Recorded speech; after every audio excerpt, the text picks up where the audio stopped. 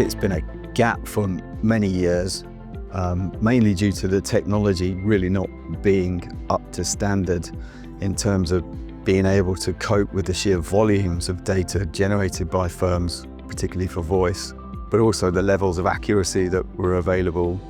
I think the change is now that technology really is up to a point where it's capable enough to cope with the volumes and offer the levels of accuracy required to provide not only the means to capture and store the data, which has been a requirement by many of the regulators, such as MiFID II, for a number of years now, but it's also to a point where it can offer a good solution for surveillance purposes as well. There's a couple of key things with technology that's vastly improved in recent times. The first is the accessibility to voice data is so much more mature now, so data can be shared with systems that can then offer further analysis to that data.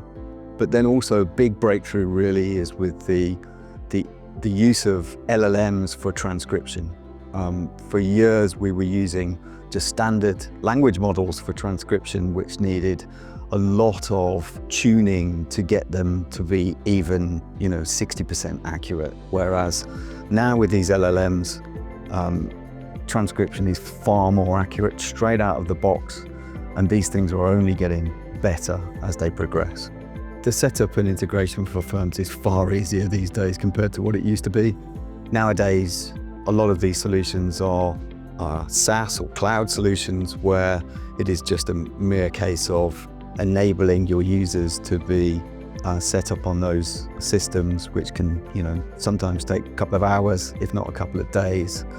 And the benefit of these cloud solutions is that the interoperability and integration is there as standard, so a lot of these systems can be integrated very easily from the get-go. It starts with good practices for good levels of capture, ensuring that all of your monitored users are captured for voice recording, that voice recording is of good quality, and that it's making its way through to storage and it's stored securely and then being used effectively for monitoring purposes. So understanding your monitored user population, and for those that are part of regulation and are needing to be monitored, and then having the tools in place to effectively monitor those individuals puts you in a good place. Instead of being reactive to situations that unfold, having these tools in place will enable you to be proactive and mitigate risk before it becomes a real problem.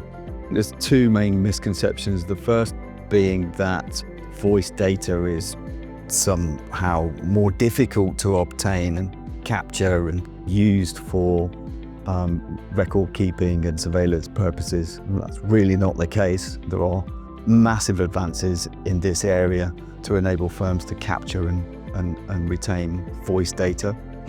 I think the second misconception really is that a lot of firms believe that capturing written communications is enough, when in actual fact it really isn't. A lot of the regulators now are really insisting that voice data is captured and retained and managed in the exact same way.